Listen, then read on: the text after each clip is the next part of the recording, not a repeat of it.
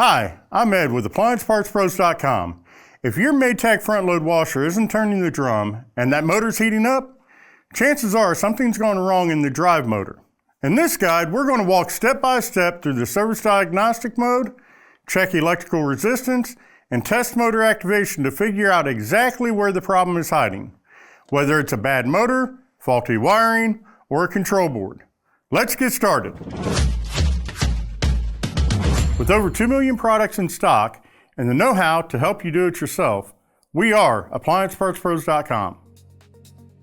Before we get into it, make sure you've got these handy: a 1/4-inch nut driver, a multimeter, a 13mm socket, and a 7mm socket with a ratchet. And don't forget to unplug the washer or shut off the breaker before doing anything inside. Start by putting the washer into service diagnostic mode. You can kick off a quick service cycle or use a component activation test to spin or tumble the drum. If the motor's getting the signal but not turning, or if it hums and shuts itself down, you're likely looking at an issue in the motor circuit or something mechanical putting a strain on it. Unplug the washer. Take off the rear panel using your 1/4-inch nut driver. That'll get you access to the direct drive motor assembly. Give the motor wiring a good look.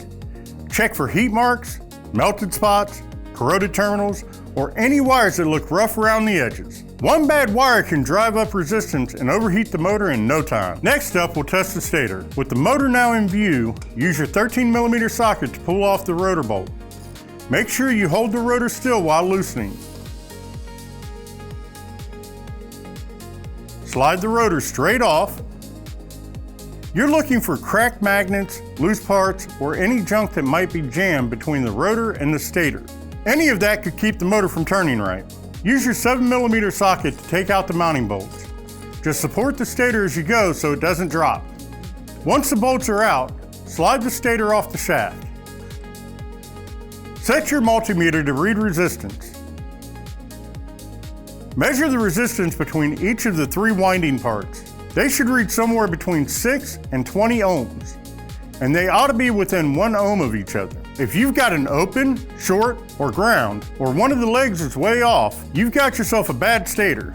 That motor needs replacing. If the resistance checks out, try turning the drum by hand. It should spin smooth and easy. If it feels tight, grinds, or drags, you might have a bearing issue or something stuck in the tub. That can overload the motor and cause overheating. Once that's done, reassemble the rotor.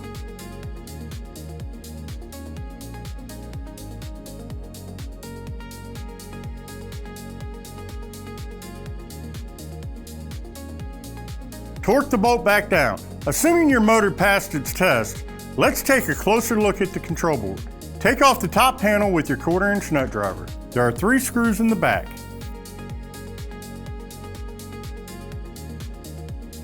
Slide the panel back and lift it off. Now look towards the back right corner, and you'll see the ACU mounted on a bracket with several wires running to it. Make sure power's off before touching anything inside. Check the motor harness at the ACU. Make sure all those connectors are fully seated, no corrosion, and nothing's burnt or bent. Look for loose pins or weak connector tension. Then test continuity between the ACU and the motor to be sure there's no open wire hiding in that harness. Now, plug it back in. Then plug the washer back in. Extreme care should always be taken to protect against electric shock, which could potentially result in serious injury. Please do not test live voltage if you're uncomfortable using a multimeter around live voltage. If you'd like to know more about how to use the multimeter, we put together a comprehensive tutorial for you, so check out the link in the description. Check the input power to the control board. Set your multimeter to AC voltage, pin 1 L1, and pin 2 neutral on connector J2.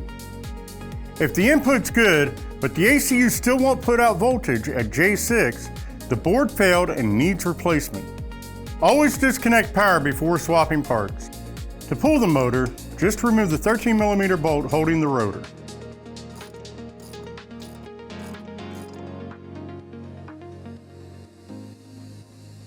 Slide the rotor straight off, disconnect the harness, and use your 7mm socket to take out the mounting bolts. Just be ready to catch it when it lets go.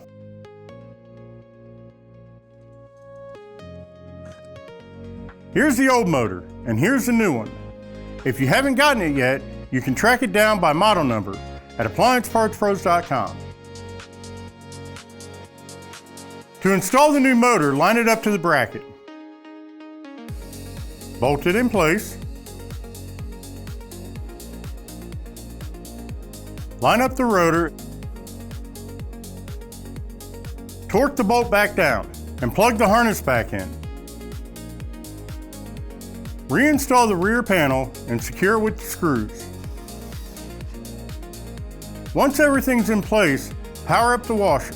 Go back into the diagnostic mode and run a quick service cycle to make sure that the drum is turning like it should. No codes? No problems? That's your green light. If there are old fault codes hanging around, go ahead and clear them. Once you've nailed down the issue, motor or control board, just punch your model number in at AppliancePartsPros.com to get the exact replacement part. Most of them ship fast. And don't forget, if you hit a snag during the repair, we've got videos and support to walk you through every step. Thanks for watching, and we'll see you next time.